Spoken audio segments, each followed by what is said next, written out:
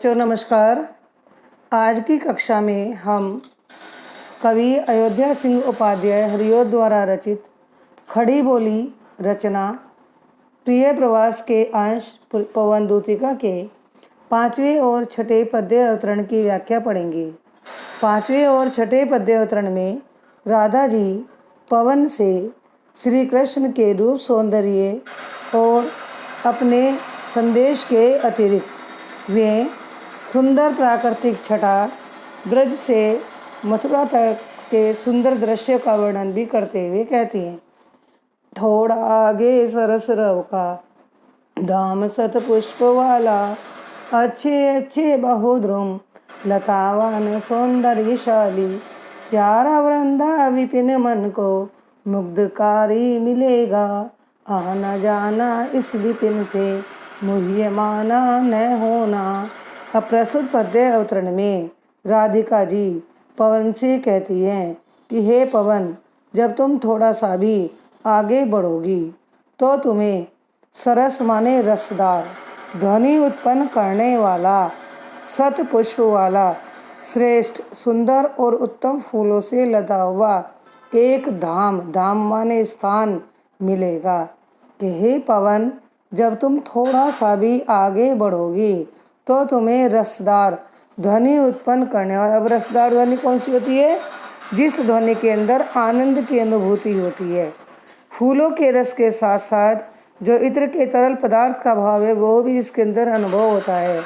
ऐसे रसदार ध्वनि से परिपूर्ण श्रेष्ठ फूलों से लदा हुआ एक अच्छा स्थान मिलेगा। अच्छे अच्छे बहु बहु माने अनेक, द्रुम माने वृक्ष, अच्छे अच्छे श्रेष्ठ समृद्ध जो फूलों से फलों से लदे हुए हैं, ऐसे अनेक वृक्ष होंगे जहाँ लतावान सौंदर्यशाली, जो लताओं से युक्त होकर अनेक प्रकार की सुंदरता से भरे हुए होंगे। प्यारा वृंदा, वृंदा कहते हैं तुलसी जी को, प्यारा तुलसी का वह बगीचा तुम्हारे मन को मनोहर लगने वाला, आकर्षित करने वाला मिलेगा। तुम्हें तो उस वृंदावन के बगीचे से केवल आना और जाना है। उस विपिन माने जंगल, उस उद्यान, उस जंगल से सम्मोहित होकर वहीं की होकर नहीं रह जाना। दोबारा देखो बेटे कि हे पवन, यदि तुम थोड़ा सा भी आगे बढ़ोगी तो तुम्हें रसदार ध्वनि को धारण करने वाला श्रेष्ठ फूलों से लदा हुआ एक स्थान मिलेगा जहाँ अच्छे अच्छे अनेक वृक्ष बेलों के सुंदरता से परिपूर्ण होंगे। वह प्यारा सा तुलसी का बगीचा तुम्हारे मन को सम्मोहित करने वाला होगा। उस बगीचे से केवल तुम्हें आना और जाना है। उस बगीचे से मोहे माने मोहित होना, उस बगीचे से मोहित होकर तुम्हें वहाँ पर नहीं रुकना है, नहीं रह जाना है। अब आगे कहती हैं, यहाँ परोपकार की भावना स्पष्ट हो रही है इसमें कि जाते जाते अगर पथ में क्लांत कोई दिखावे, जाते माने जाते हुए, तुम्हें ब्रज से मथुरा गमन करते हुए अगर पथ माने रास्ते में, क्लांत माने थका हुआ कोई दिखाई दे, यदि कोई राही, कोई मार्ग का कोई यात्री तुम्हें रास्ते में थका हुआ दिखाई दे तो जाके सन्निकट, जाके माने जाकर, सन्निकट सम उपसर्ग लगा हुआ है, निकट माने समीप, विशेष रूप से उसके समीप जाकर उसकी क्लांतियों को, उसकी थकावट को तुम नष्ट कर देना, मिटा देना।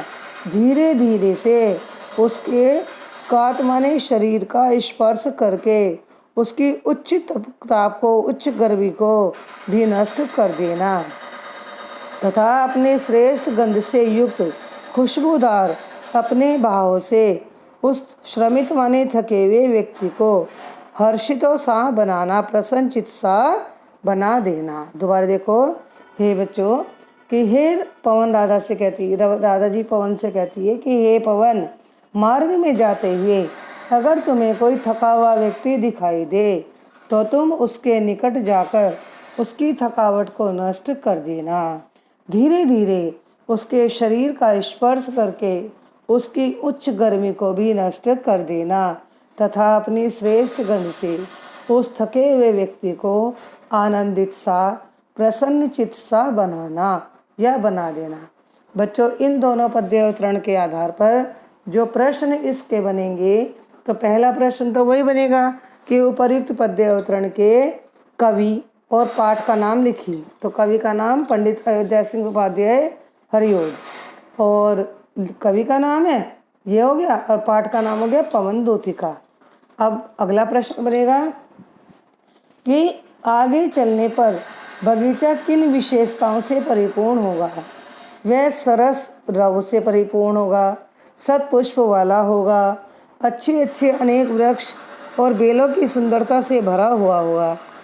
वृंदा विपिन का तात्पर्य क्या है? तुलसी का बगीचा।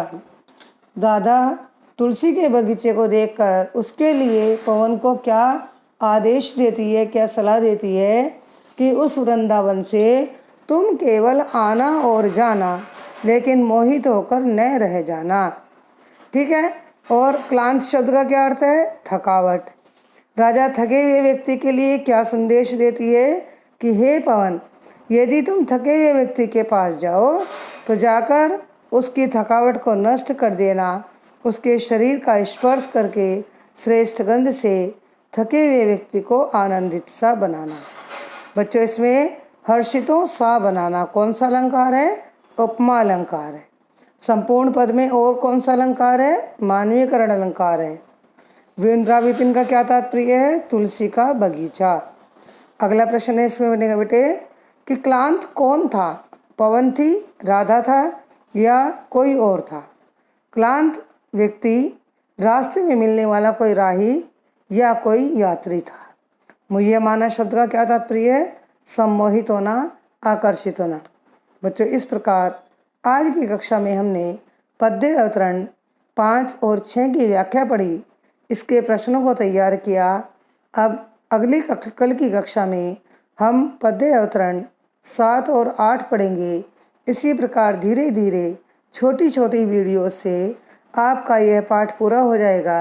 यही क्रम आगे की कक्षाओं के लिए भी चलेगा। बच्चों, इन वीडियोज़ को देखो, इनसे अपनी तैयारी करो तथा इस चैनल को भी सब्सक्राइब करो। धन्यवाद।